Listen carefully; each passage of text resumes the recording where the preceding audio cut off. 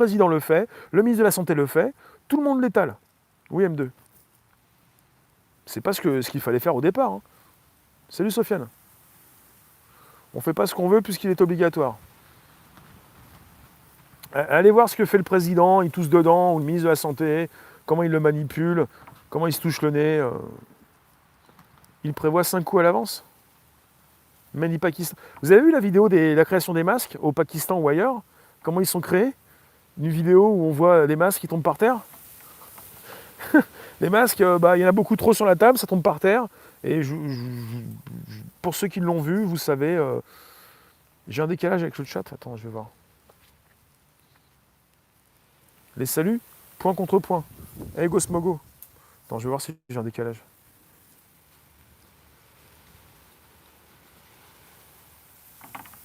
C'est quel parti qui défend le plus le peuple? Aucun. C'est quel parti qui défend le plus le peuple? Il n'y a pas d'opposition en France. Bon, très peu en tout cas.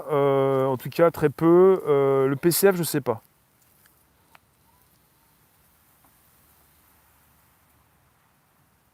C'est vrai, M2, t'es sûr de ça? Alors tu me dis quoi?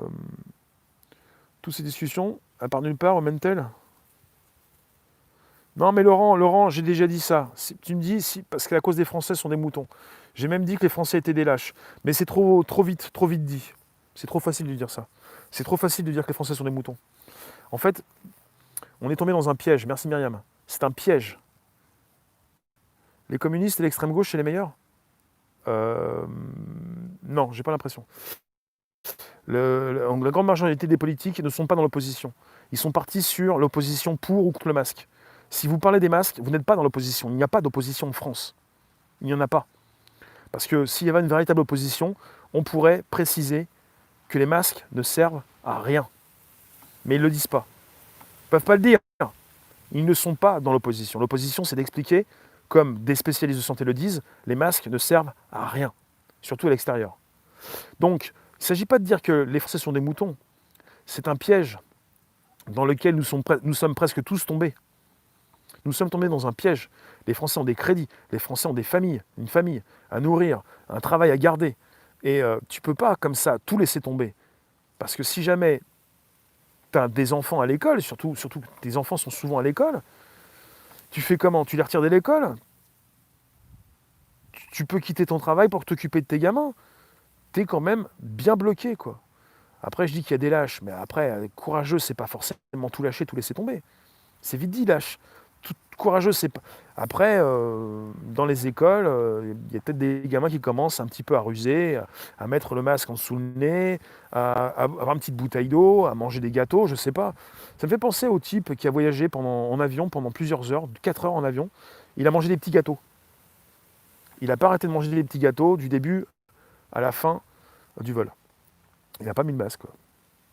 Beaucoup ont trop à perdre. Hein. Je sais pas si 4 heures à manger des gâteaux.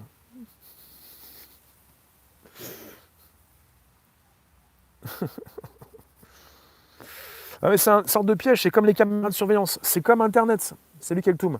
On était très contents à l'arrivée de Google dans les années 2000. Ça fait 20 ans Google. On était très contents. Et maintenant Google c'est tout. T'as tapé, t'étais angoissé, t'as cru que t'avais une maladie orpheline. Google c'est tout de toi. Et ben, c'est pareil pour les caméras de surveillance. Ça fait 20 ans qu'on a des caméras, salut Alain. Et elles sont dans les rues, on les voit plus. Et finalement, on nous met la reconnaissance faciale. Et même avec la CNIL est d'accord pour 2024, une reconnaissance faciale généralisée dans Paris. Et si ça se passe comme en Chine, en moins de 3 secondes, on va savoir qui tue. En moins de 3 secondes. Ça marche bien là. La reconnaissance faciale généralisée, c'est scandaleux. Vous avez, je ne sais plus dans quel coin, je ne sais pas si c'est à San Francisco, et dans d'autres coins aux États-Unis, je crois que c'est aussi dans l'Oregon, à Portland, vous avez des personnes qui n'ont refusé la reconnaissance faciale. Refus complet. Fait penser à la 5G, la Corse demande un moratoire. Il n'y a pas pour l'instant, la proposition de la 5G ne se fera pas encore en Corse. Il y a des gens qui se soulèvent, hein, qui n'ont pas envie et qui se regroupent, peut-être en association, et qui n'ont pas envie de se faire tondre. Peut-être des moutons qui n'ont pas envie de se faire tondre, en quelque sorte. Merci pour le support chart.